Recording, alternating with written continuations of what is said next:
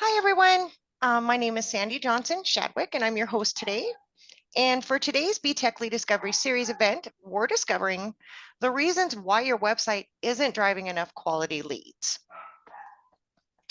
And we're joined today by Nico Bernie Miller. She is the CEO at Change3 Enterprises. And we chose to showcase this expert because Change3 is a full service marketing and lead generation agency offering creative design, development, and outbound services. And they help both small and large organizations solve marketing, digital, and sales support issues to help you grow happily.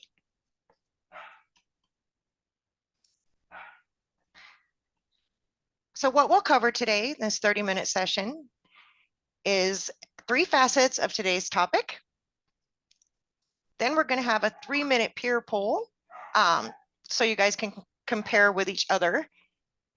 And if you have time to stay, we'll have Q&A for as long as you and the expert can stay. And remember, you can always schedule a time to speak with Nico and her team after the event, and be sure to complete your 1-minute voice verification so that we can get you your reward.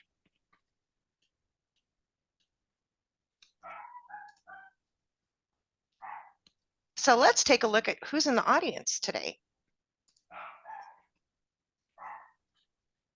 We have a great group here, as you can see from the answer to the 2 registration questions. I'll leave that up for just a second. A lot of interesting answers here. All right, now let's get into a deep dive.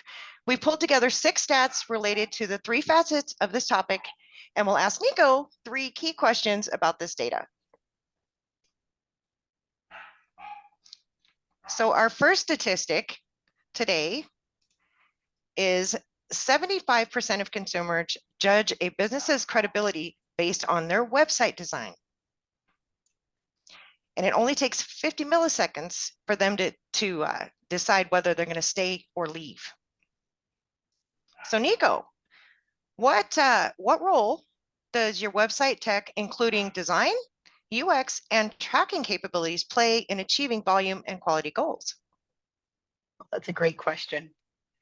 So I'm actually probably going to spend a little bit more time on that question than the others. The short answer to that question is that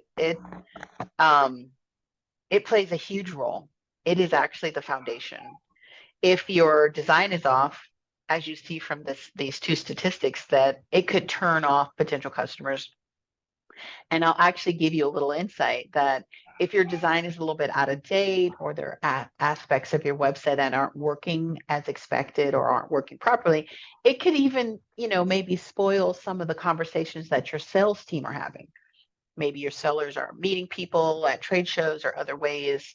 And when they make those introductions, a common thing that people do is they actually go to your website, right? So as they're getting to know your seller and getting to know your solutions, they're going to go right to your website. And if your website's a little bit off, then that might, kind of dampen or reduce their enthusiasm for talking to your seller, even if they're great. So the design and the way your website flows, which people call user experience or UX, are really just super critical. So you might be thinking, okay, well, hey, I got my website professionally designed a few years ago. Folks that drive a lot of quality leads to their website, they're looking at that design on a regular basis, minimum once a year. But we actually would recommend that you review your design and your flow or user experience, UX, before every campaign. If you're doing a major email campaign, if you're doing a paid media campaign, you're going to speak at a trade show, anything that you might have potential customers, engaging with you, the first thing you should do is actually look at your website. Make sure it's up to date and make sure it's relevant. When it comes to user experience, that UX, right, user flow, the flow of clicks and how much effort and how much time it takes for a potential customer to get from your homepage to the things they want, like contact you. That's something that also we would encourage you to look at once a year. And you should ask yourself and ask people in your organization, all across your organization, hey, how does this flow? Is the flow going well? How quickly can my potential customers get from, homepage to action And how many clicks does it take? And so the answers to those questions are really should determine whether you take action or not.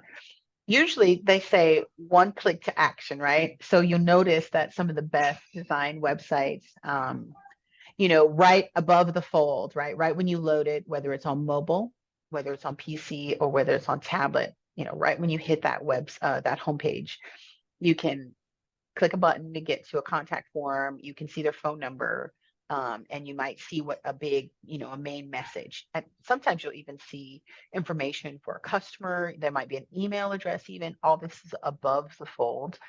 So what that means, people call this area the hero or the splash. And what that means is what you see, what you first see without any scrolling when you load a web page. So then that first area above the fold, which is from us old folks. I've been around for a longer than I know, I'm in like 13, but I'm a little bit older. So, the back in the day when a lot of communications were printed, right? So, or in a newspaper, right? So what's above the fold it's really important. So those two things, design and UX, super critical. They could totally, derail your in-person communications and the activities of your sellers. So absolutely have to make sure that you're looking at those things regularly. I noticed from the previous slide where it showed who's in the audience, a lot of folks, almost 70% of the people who've registered for this event don't have a dedicated website team. So you might be feeling like, oh my gosh. And some of the people even said it was an issue, you don't have the resources to do this. So this is where, you're working with a partner or an agency like Change3 or any other would be really helpful to go through that review together. And then I really encourage you to get more people than just technical people or just marketing people, right? The partnership between marketing and IT is so critical. So that's a really great start. But I actually would encourage you, and what we've seen as being extremely helpful to improve lead quality and also volume, is to get your sales team involved, right? So when you're doing your reviews of your website content, your web functionality, how the website is structured, the user experience, all those things, you really want a cross-functional team at minimum, marketing, IT, and sales at minimum, in addition to like leadership. But if you're depending on what kind of company you are, like if you manufacture something, if your website plays a really important role for like supplier relations or something, then you might want to bring in your operational folks as well, because that website is like your hub for digital interactions with your customers. But where I'm really going to spend some time is talking about tracking. So design, I think everybody can wrap your hands around it. You guys are all design experts from the perspective of you guys are all going to websites, right? So you know what works and what doesn't. And I think we all can use logic to talk about user experience, right? If it takes a while or it's really awkward or unappetizing to get through certain aspects of your website, like to your contact form, which I saw most people say that that's what they're using to generate leads. Those sorts of things, you can use logic.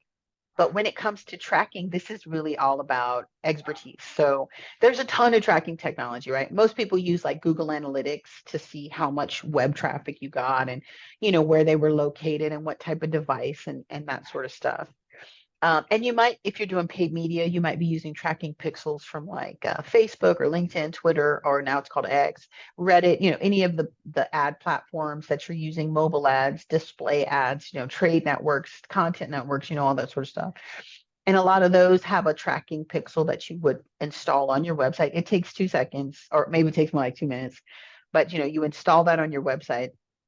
And it allows that network to see who hit your website for the purposes of ad retargeting and for the purposes of tracking conversions. How much outbound traffic did that ad generate? You might even be able to set up a conversion tracker so you can see how many of those, that traffic, how much of the impressions turned into actual conversions. And so that's important for them. But in the last few years, there's been a new kind of tracking that's emerged that you guys may or may not know about. I'd say companies that really are kind of advanced with regard to, digital marketing capabilities might be aware of this stuff. But the average folk, most of us, right, might be like, I don't know, right? And you hear about things like AI and all that sort of stuff.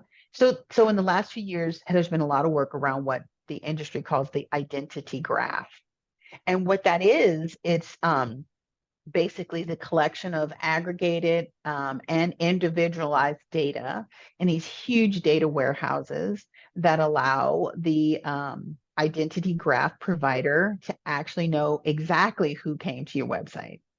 So, XYZ person visited XYZ page on your website. Now, all sorts of laws and regulations prevent them from saying who it was. But what they can do is they can say from which company that person works, or, for which company that person might work, and which industry is that company, and that sort of information. And especially if you are selling complicated solutions, or you're selling things to other businesses, or even if you have really important, cross-industry supplier relationships, being able to see that level of information, you no longer this anonymous traffic that's just aggregated into a bunch of demographics, but to actually be able to see which brands are represented in your web traffic can be like game changing. And on top of that, with these identity graph providers, what they can do is they can help you build audiences. Some of them use a lot of AI, some of them use less. And the type of identity graph provider that would be right for your business will really depend on your budget and the complex, how much bandwidth your marketing and technical team have. All those things matter. But there's solutions across the board. Change3 actually partners with probably one of the biggest identity graph providers, and we actually provide, our whole focus is to provide these type of identity services to small businesses and or smaller customers who don't want to spend $10,000 or $20,000 a month for these identity graph services, which is pretty much what they cost for a single implementation. It's very expensive, but it's so expensive because it's so powerful. So to be able to see which companies are represented in your web traffic is huge. It could become a huge game changer for your salespeople, for your marketing programs, how you build your marketing and your sales funnels, how you nurture and progress. I mean, it creates so many opportunities. Back to tracking, because this one is really big. The other thing that this new class of tracking, or like I said, it's called the identity graph, right? This new kind of service level allows you to do other things. So there's features like enrichment services. So as you guys know, I see almost a high percentage of folks use contact forms, right? But most people don't like to do it, and the industry stats are really crisp.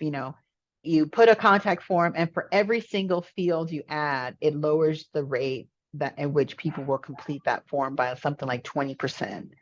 It varies a little bit by network, but if you do, for example, a form fill ad on LinkedIn, right? That's a popular one for companies who sell to businesses. They use LinkedIn ads a lot. And if you use a form fill ad, that they're recommended is 3 fields. So first, last name, and email address. But for most of us, you're like, I need more than that, right? Because you might give me your Gmail or something, and then I don't know what company you work for, and I don't know if you fit my targeting, right? So I need to at least know the company name, but I really would prefer where you're located, maybe a zip code or like your phone number, right? There's a bunch of stuff you'd like to add, but for every single one of those fields that you add into that native form into LinkedIn, or same is true, the form on your website, then you lower the likelihood that people are going to fill out your form by huge percentage points. So you might go from being able to get, 50 people to fill out your form to only 5 people, as you add, each of these fields. So what identity graph providers do to solve that issue is they actually do what's called enrichment. So you add some code, you use a special widget, you add that in lieu of your form, on your form page. And so then you might only be able to ask those 2 fields, those 3 fields, right? First, last name, and email. And whatever first, last name, email they give you, the identity graph provider is actually going to match that person to their identity graph. Some of these providers, their match rate is like 94% of all devices in North America have been matched back to a business profile, somebody's business email address. So that's pretty great. And so they're going to know, hey, this is Nico, Bernie Miller, and this is her phone. And so now I can say she works as the CEO of Change 3, and I can enrich her title, her company, the industry that her company is in, her office phone number. I can enrich that form submission, even though Nico only told you Nico Bernie Miller, and my email, but I'm actually going to be able to append that when she submits the form without her having to do it. I'm going to be able to append that into your database and show that it was what company she worked for and her title and all that other good stuff. That's really game changing. It takes a little bit of a rework and how you structure your forms and how you create that flow. And so we find that it takes a little bit of time for folks to adopt that, but when you do it, it's phenomenal. So in the tracking area, definitely, that's really critical to measure the effectiveness of your campaign. And like I said, the thing right now that I really encourage marketers, business influencers, and definitely IT people to be looking at is the technology around the identity graph. And more importantly, for executives and for leadership to really be looking at your company's policies around how you use identity graph information.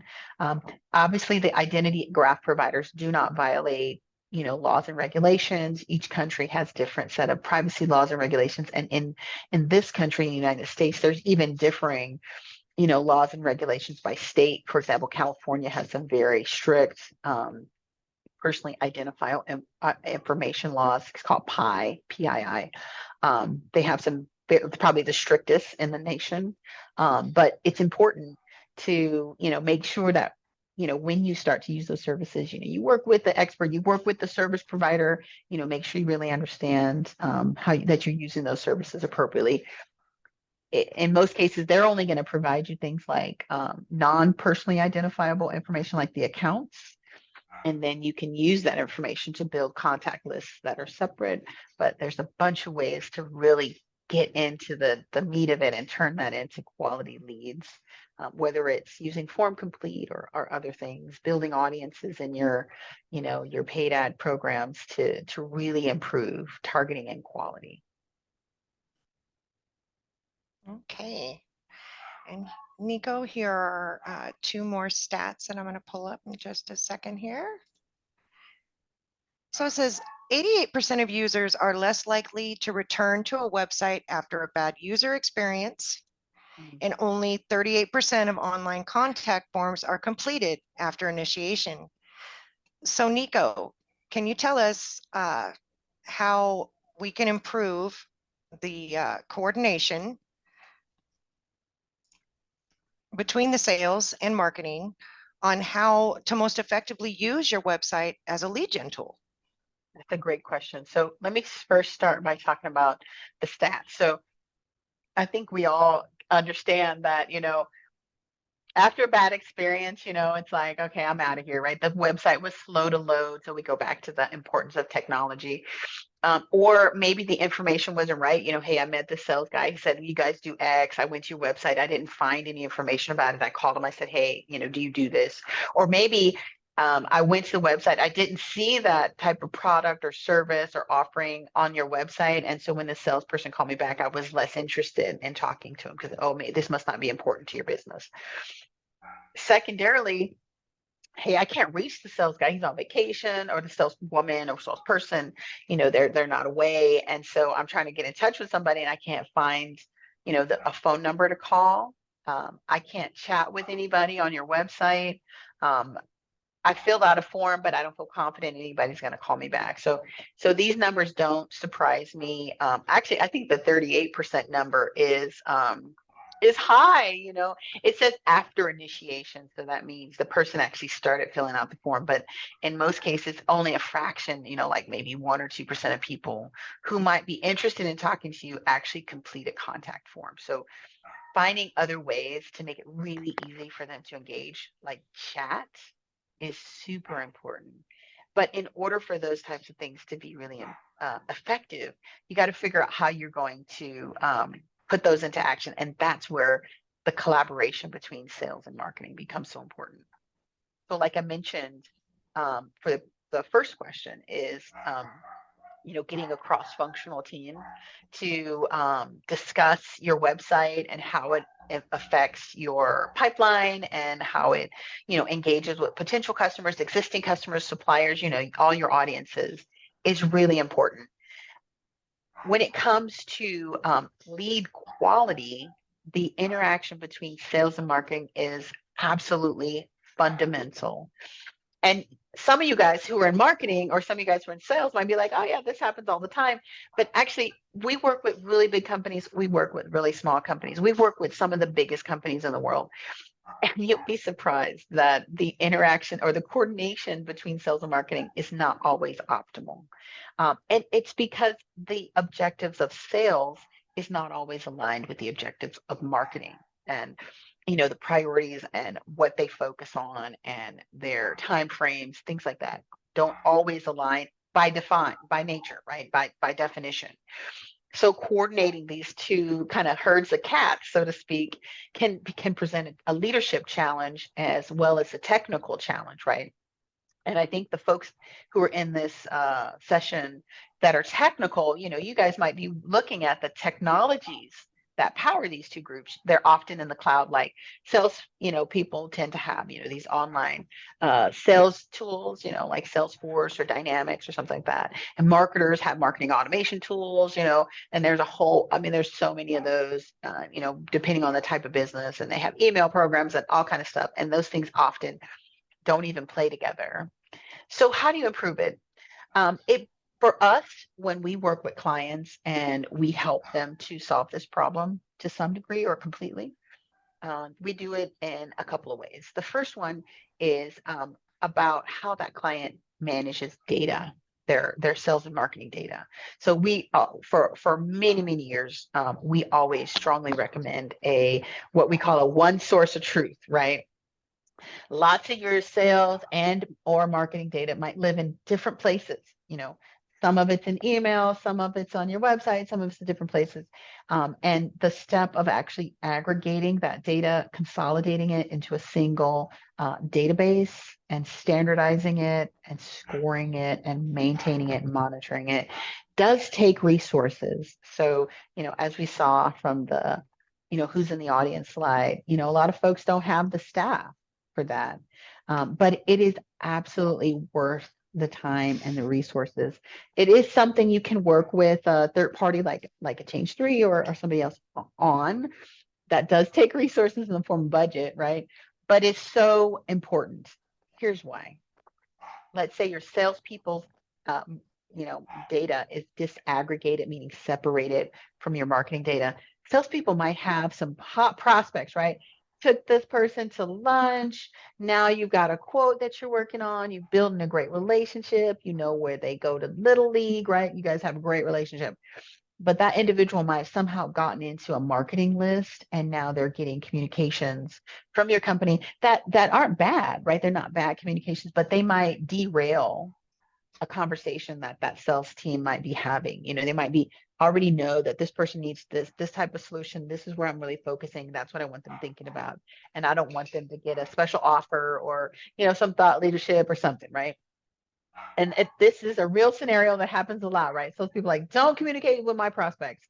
And the only way that marketing would be able to honor that request is if you actually do have an aggregated data set where you have statuses, right? Do not contact or what have you. And so that's so important. It just takes a little bit of work up front, guys, to create this warehouse. It could be a big old spreadsheet. It could be however you manage your data. It just takes the effort for everyone to not only start to share, but to keep sharing. It just takes that little bit of effort for you guys to agree, sales and marketing and even IT and whoever else is involved to agree on how often you're going to share data, how you're going to handle it. So the first way to improve coordination between sales and marketing is obviously how you manage your data. And we strongly recommend that you aggregate it all and maintain it and monitor it in a single database. The second way that you can improve coordination, and this results in an improvement in lead quality of activities for marketing and those leads that come to your website and so on, those things really do play directly into lead quality. The second way is around how you manage relationships, right? So let's take an example. So you have what they call marketing qualified leads and MQL. So what those often are is, your marketing team came up with a great campaign, maybe it's a giveaway, something free, download a cup, a free gift card, you name it. And so a ton of people, they launched some digital ads, they sent emails, they did a bunch of stuff. And a ton of people wanted that item, right? They wanted that free offer. And so you get all these signups, right? All these contact forms or signups or whatever it is. And it, comes in these big lists, from the campaign or what have you. And so then marketing's like, yay, I just generated 100 leads for the company. And, maybe those people, maybe they used some identity graph services and they were able to enrich the data so they know what company they work for and their title and all that great stuff. And what they were interested in, right? What the topic was or what have you. And so for marketing, it's like, yeah, these are great leads. But a lot of times you have this other designation called sales qualified leads, and sales would look at that MQL, marketing qualified leads, and be like, oh no, this isn't quite ready. And so, okay, who talked to these people? Did they actually interact with the human? Have you vetted the information they provided in the form? When did the form come in, right? Is the phone number good? There's a bunch of facets that make it important for your sellers to be able to take that lead information, and where they would deem it quality. And so that's where the sales qualified lead comes in, and they're not the same. And a way to improve coordination is how you manage relationships. So for that to be well defined and well documented really plays a role in it. And that's how you improve the quality of leads that come from your website. If you have a documented progression path for how you build relationships. So if the relationship starts with the interaction with an ad, and then that drives someone down a funnel to convert on a web page, for example, and then that results in some set of actions to vet that contact as a potential customer, and most importantly, to build a relationship with them, right? And a lot of folks in the industry call that nurturing. So you might share content. You most importantly should have a human interact with them. Hey, how are you doing? I see you were interested in this. Thank you so much. How can I learn about you? How can I help you? And then after those interactions, what do you do to build that relationship? Did you send them a gift? Did you share some more information? Did you call them again? It's a strategy. The bigger the company and the more resources they have, the better defined and mapped out and optimized those relationship building strategies are, and the more improved the coordination is between sales and marketing, and often the departments that relate to those things like IT and operations. The smaller the company, then sometimes that can be more challenging because there's not as many steps in the process. And so the psychology is, oh, I don't need to document this. But what we found for our own business and for our clients, and I have been doing this for just about 3 decades, you guys. I know, I only look like I'm 25, I'm sure, but I've been around for a pretty long time in this industry. And what I've seen is that the definition of this process, no matter how simple it is, when it's well defined and well thought out, that it improves how you draft your campaigns, it improves how you draft your digital solutions, it creates a foundation for how you define your website, like we talked about the design, the user experience, and the tracking technologies. And that will improve the quality of traffic coming to your website. It'll improve your ability to convert that traffic on your website in the way that you want and the way that the individuals want, and that will result in improved lead quality. So it's actually a coordinated effort. It's really a strategy, and it's lots of little pieces that have all been thought out and all been set up to work together well. So I would say, and another great way to help improve coordination between sales and marketing is a lot of beverages, some of which that could be fermented. So that's another great way, have a sales and marketing, collaboration session, take it off site, have it be fun, and really get those two groups to spend a lot of time talking together if they're not doing it now. If you guys are already doing it, then make sure that as part of your collaboration, you're actually talking about your website. So you really get together and you look at that website and you look at those pages and you actually work through it together. So those are the ways I would really say that the best ways to improve that coordination between the two departments to better use the website as a lead gen tool. Okay. And our final statistics, as well as another question for you, are 61% of marketers believe generating high quality leads is their biggest challenge, while 75% of B2B marketers said that using ABM allowed them to find and engage with the right buyers earlier in the buying process. So Nico, what can companies add to their digital and paid media strategy to improve results, particularly lead quality? Oh my gosh, we need way more than 24 minutes to talk about this, but what I'll try to do is boil it down and tee it up so that it makes sense for anybody, whether you're a marketer, whether you're a seller, whether you're IT, a business person, regardless of your role. I'm going to try to tee this up. So two big things here. The first one is, like we said, that's why we've got such a big audience today. Generating high quality leads is a challenge. This whole industry's dedicated to it. There's whole companies like mine. This is what we do all day and all night. And it is the combination of science and technology and years of experience. But there are some tips that you can take away from it. Account-based marketing, that's what ABM stands for, is really important. If you sell to businesses, if you sell through businesses, right? ABM is super important. It's important for a variety of reasons, not only because you want to identify that it plays back to that identity graph, right? You want to be able to really know who you're talking to, map out your messages based on what you know about them. And it'll really improve the likelihood that they're going to engage with your points of conversion. Fill out your contact forms, take your surveys, get engaged in the chat, ask questions, all those things that you really want so you can start to see some expressions of interest from potential customers. But it actually plays some other really important roles.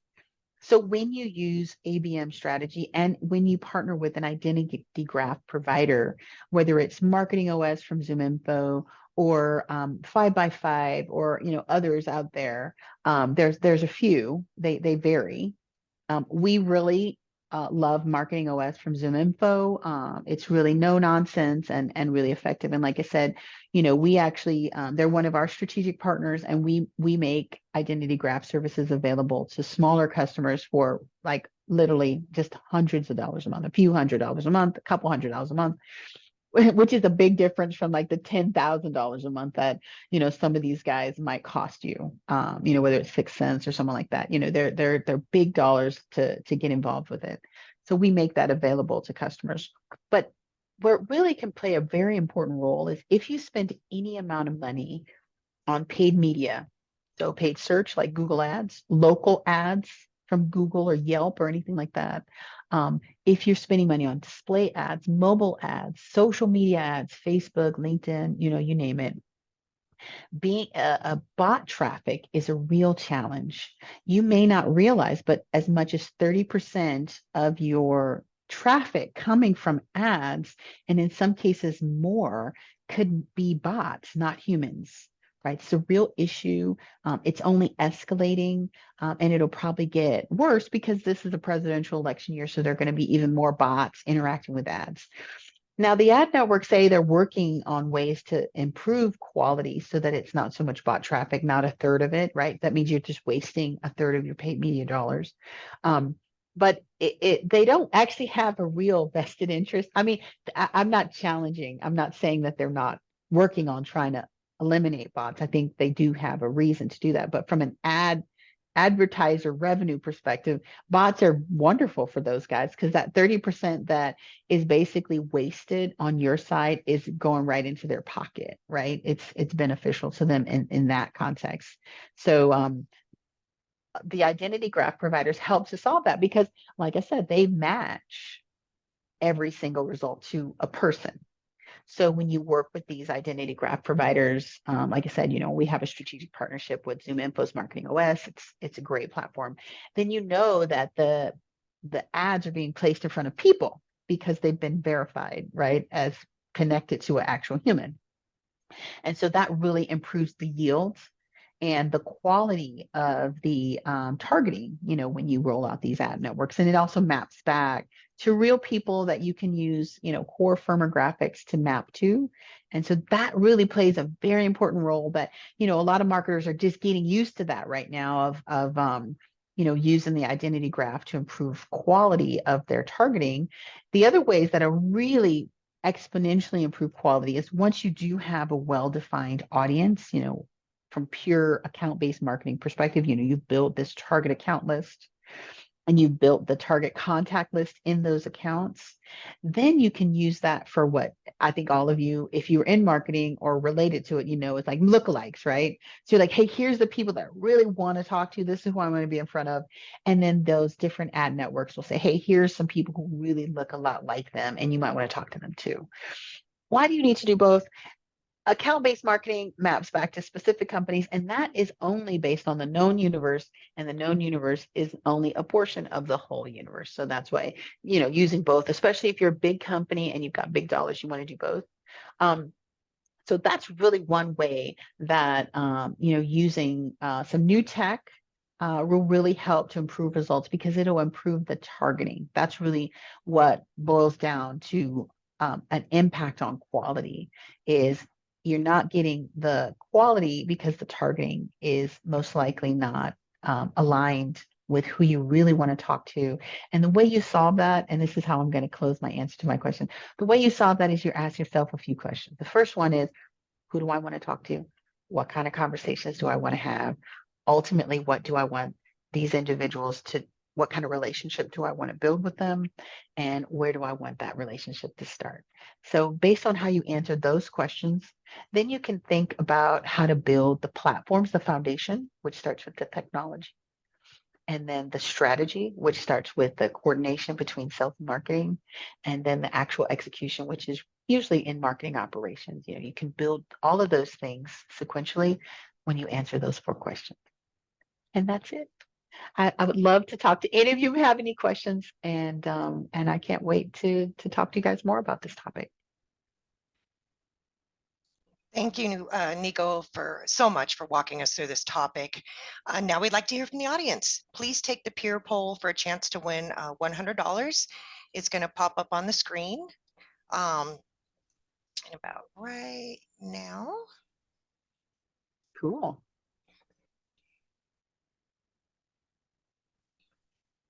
Okay.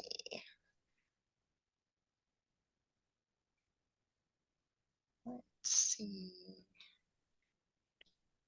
Oh, Nico, what do you think about some of the answers that are coming in so far? It looks like search engine optimization is and security are the 2 top ones, but search Oh, engine wow. optimization Yeah. is coming in high. Yeah. So top challenges. Oh, yeah. So SEO is a big one. Especially if you're in a larger company, where you have resources, and you're aware. Search engine optimization is a bunch of facets. I'll just make a couple of comments, and I really want to talk about website security too, because that's another big one. And I'll make it really brief. There's a bunch of tools that'll help you check the technical facets of SEO. Folks in IT and folks in not IT, right? There's a bunch of technology involved in how your website is structured, metadata, tags, all that sort of stuff play into how those search engines and also how the ad networks see your website and how likely they're going to serve up your ads and your search ads and all that sort of stuff. So it's really important. But it's also important for like organic search traffic and that kind of stuff to be found. Again, that all plays into the role of quality, right? Getting that quality traffic will result in quality leads. So it's a bunch of technology, and there's a ton of tools. And if you haven't been investing in those tools, absolutely should. I think in big companies, they almost always do invest in those tools. But if you're in a big company, this is where consultants can be extremely valuable. There's a whole discipline of folks. This is all they do is technical search engine optimization. And it's worth it to have, a quarterly meeting, a twice annual meeting with a consultant for them to review your technical SEO and give some really good, guidelines, make a roadmap, and it'll really help you to make sure you're just right at the top of where you can be. For smaller companies, you might meet with a agency partner that can provide that. Like I said, we try to really serve both large and small companies, but we do provide a lot of unusual services to small businesses, like the identity graph and SEO assessments are one of the things that Change3 does. And the last thing I'll say about the poll is about website security. So, I was looking at some things that BeTechly was doing, and they do a lot with, security and data center and all that kind of stuff. But I was reading an article that even though most breaches come from, other means like email and social engineering and stuff like that, websites are a place that like hackers just go after all the time. Even little companies, there was a charity that I was on the board of, some years ago, and their whole website got hacked. And some of these hackers just hack, little small business websites just to practice. They're not trying to steal anything. They don't, and a lot of websites don't have anything to steal, in terms of their database. But they get hacked anyway because the hackers that's their training camp, right? There's, how can I hack this website? So it's so important to make sure you've got really sound website security strategy to avoid the negative brand impact. But if you're a big company and or if you're whatever kind of company you are and your website is hosted internally in your data center, it could be a unexpected point of vulnerability. And so again, back to tools, there's a ton of application security tools. If the website is not in your application security assessment checklist, it really needs to be. And remember, IT guys, those marketers are out there changing that website all the time. So the bigger the company, the more likely they're at, making edits and changing the application. So I think your review cycle's got to be pretty frequent to do that security checks. We work with some really big companies like telcos that have really high levels of security and reliability. And so those guys do their security checks about once a month. So I think that could be a minimum cycle if you want to ensure that your website's secure and you're in a big environment. Thank you guys for participating in the poll. Okay, so it does look like we have gone over a bit, but we have a little time left for Q&A. Remember, you can stay as long as you're available. Nico has agreed to stay for another 10 to 15 minutes to answer as many of your questions as she can. If you do need to leave, please be sure to take a call from our connections team to complete your 1-minute verification so that we can get you your reward. All right, and it looks like we do have the first question, I believe, is from Joseph. And Nico, do you recommend server-side tagging with pixels? Good question. Good question. I would say yes. In most cases, tracking technology is installed in the footer of your website, so long as your footer is universal. If you don't have a universal footer, because some companies have a different footer for different sections of their website or different pages, then they might use the header. Same thing, whatever is universal. But yeah, server-side pixels would be the best way to go. Be sure that if you're using a server array, even if you're a small company and you're hosting in a cloud environment, and you're not hosting in a native environment like WordPress, you can host your website in like Flywheel or something like that, and not have it in your own, micro cloud or your Rackspace cloud or what have you, AWS cloud. If you are hosting your website in your cloud configuration, we would strongly suggest that you do have a multi-server configuration. At least 2 servers, depending on traffic volumes. You put that behind a load balancer. You have all your firewall and all your intrusion detection and security prevention, solutions on that load balancer. And then, you've got your 2 servers that are synced. There's a lot of ways you can keep them synced in real time, or, you might have a sync schedule, but make sure that your tracking pixels are in both, right? In both servers so that you can, it won't affect your tracking. You won't have duplication because the servers aren't being activated each time. It's going to, flow behind that load balancer, but you want to make sure that you've got a really good strategy on both servers or however many servers are in your array. Thank you for that question, Joseph. Okay, and it looks like our next question is from Nick. And would the best thing for marketing to do is ask the customers for feedback? Yes, no, and why? Great question. I love it. You're already a natural researcher. So, yes. And I'll give you some examples. So, we actually hosted a study. We sponsored a study through BeTechly at the end of last year around co marketing. So, Change 3. If you guys go to our website, and I encourage all of you to do that, you'll see that what we focus on are we really serve technology companies and companies who serve other businesses, B2B and technology. We do a lot of work with small businesses that serve consumers and healthcare companies and stuff like that. But really our two key sweet spots are tech providers, especially business partners of big tech companies, and then B2B companies.